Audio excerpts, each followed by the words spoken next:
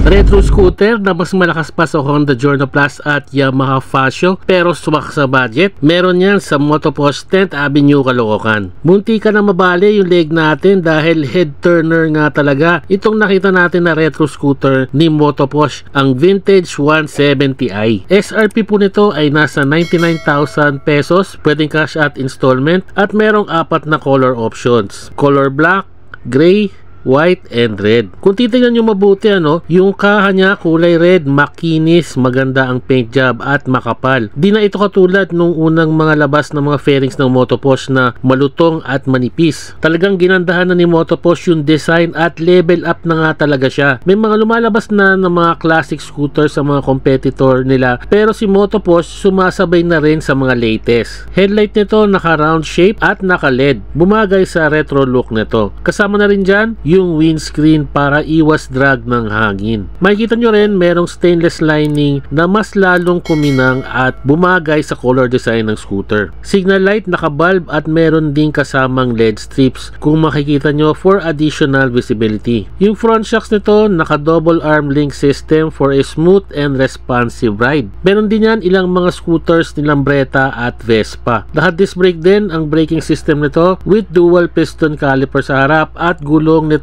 ay nasa 110/70/12 with tubeless tires. Yung handle grip malambot, maganda ang grip. Hand switches nito naka stainless plated. Sa kaliwa, high and low switch, signal lights at busina. Sa kanan naman, hazard switch, headlight switch, and push start. Naka-digital analog panel na bumagay din sa overall look na retro design niya. Standard key system pero merong remote. Malaki ang gulay board, madaming pwedeng ilagay dyan na mga gamit. Kung makikita nyo, meron siyang front compartment na pwede mong paglagyan ng mga cellphone at iba pang malilit na bagay. At syempre, di tayo mawala ng charging port na napaka-importante sa mga riders natin. Para habang nag-charge ka, updated pa rin tayo kay Lolo Palku, syempre. Wala akong nakitang pentel pen. Sige, kahit ano lang. Teka, yan na si Tokyo. Wow! Wow! Wow!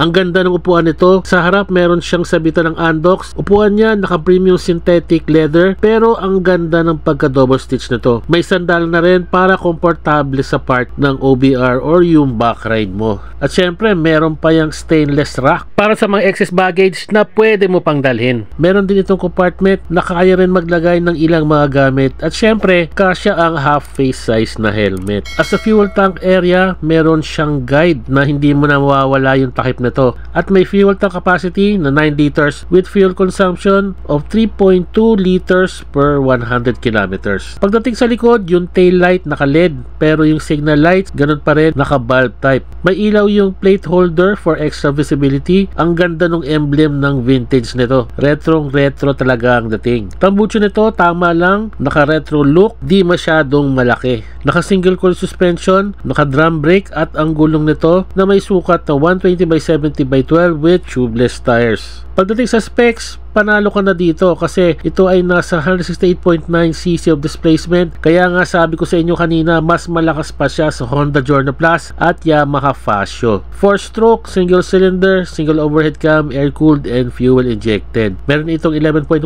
horsepower and 12.2 Nm of torque. Bore and stroke of 61mm by 57.8mm which is short stroke. Dimension nito 1930mm by 695mm by 1170mm. Wheelbase naman nasa 1350mm. At pagdating naman sa payment option, meron tayong cash and installment basis. Cash is at 99,000 pesos, down payment of 10,000. Meron flexible payment for 12 months at 10,933. For 24 months is nasa 6,628 and 36 months of 5,194. store. Kapag nakuha mo na ng cash, meron kang freebies na 3 years LTO registration, 1 year engine warranty, and 6 months free service. And up to 2,000 pesos discount on cash sales. Para sa mga requirements, dalawang 2x2 picture, driver's license, proof of billing, barangay clearance, proof of income, and co-maker. Pwede nyo bisitahin ang kanilang branch, number 345 10th Avenue, corner 2nd Street, Grace Park, Caloocan, with cellphone number 0999-885-5700. Please visit the Motoposh branch dito sa 10th Avenue para makita nyo at makilatis nyo itong Motoposh Vintage 170i. Sa totoo lang